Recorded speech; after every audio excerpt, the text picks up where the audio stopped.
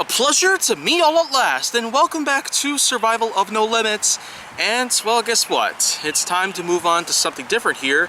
And, well, turns out we got yet another thing out there that does not seem to happen as often as some other disasters in our history, but it's still something that has, in fact, become quite a notable sensation amongst all the things that could happen relating to vehicular-based disasters.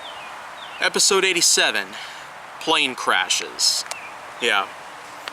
Whether we're talking about the incident revolving the Big Bopper, Ritchie Valens, Buddy Holly in 1959, or the 1997 plane crash that killed singer John Denver, or, of course, if we're talking about the 4 planes that were hijacked in 9/11/2001 and were used to basically take on America in a way we never expected.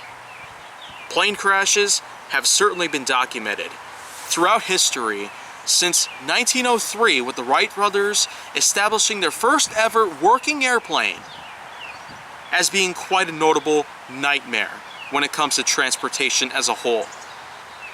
The stains that we've gotten from 9/11/2001 are still persistent to this very day.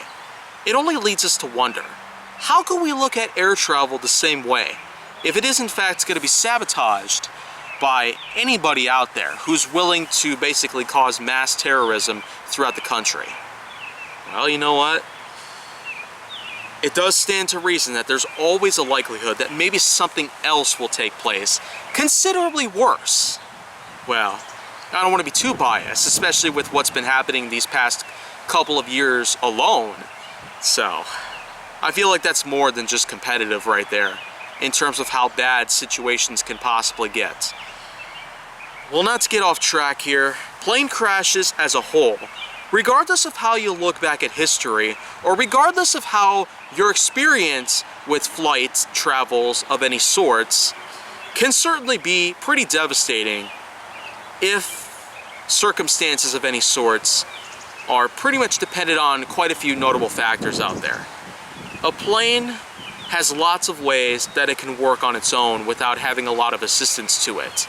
It goes to the point where you could just rely on the autopilot as a way to get from point A to point B alone, but not necessarily for all cases. It would have to be operated manually for times where it would be taking off or landing, for example. And let's not be, well, real deep here, because after all, there's lots of people who could be watching these episodes. Well, anyways, another big thing to take into consideration when it comes to the operation of an airplane is that if you yourself are a pilot that has been skilled and trained correspondingly to how any type of plane works, whether it would be a Boeing 737, 747, 767, 777, or anything else of any sorts. Depending on how fast the plane can go, how sleek, aerodynamic it can be, what its capacity relating to cargo and passengers would be like. Again, there's lots of ways that you can pretty much identify an airplane, and more importantly, how you can have good control over it without having too much of an issue revolving around you and any other possible people around you. But then, of course, there will eventually come a time where your control does not really seem to matter, depending on what it could possibly be. If it's smoke or gas coming up into the air, clogging the engines, if it could be high, strong headwinds of any sorts that could batter against the windows, if it could be a corrosion that happens on the fuselage of the plane, which can cause a part of the plane to break apart, and as a result of that, any possible case you look at it, compressed air can blow out of a plane, and as a result, it can take a lot of things in it. Similar to the process of how when a giant ship sinks underwater, it can suck things down with it. So, I guess maybe that could be another thing I could talk about someday, but until then, back to plane crashes. Handling a plane crash, though, is probably not necessarily likely for anything to go off, well, good in any possible way. There's always a likelihood that the plane itself could be damaged or even destroyed upon impact, And depending on what kind of process that the plane is going through when it comes to its descent with planet Earth itself, it could end up devastating to anyone at all. Anyone who's ever been on a flight that had been forced to take a crash landing because of anything at all is probably able to get that feeling that it's as terrifying as possible. Anyone who's had something out there like that, then well, let me know about it in the comment section below or otherwise. As a person of air travel myself, considering how many times I've done it in the past decade or so, I don't really see the likelihood of myself ending up on a flight that is bound to collide with the Earth itself in a very destructive way.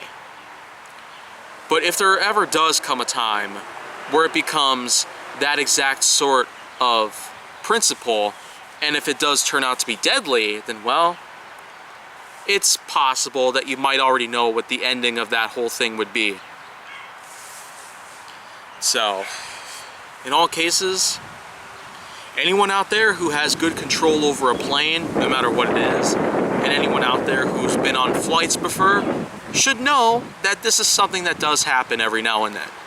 We are likely to see this happen even more so than we've ever had before. Especially if you're familiar, well, with a certain company that's been around since 2003. Well, in all ways, well, plane crashes are quite a big thing, even to this day.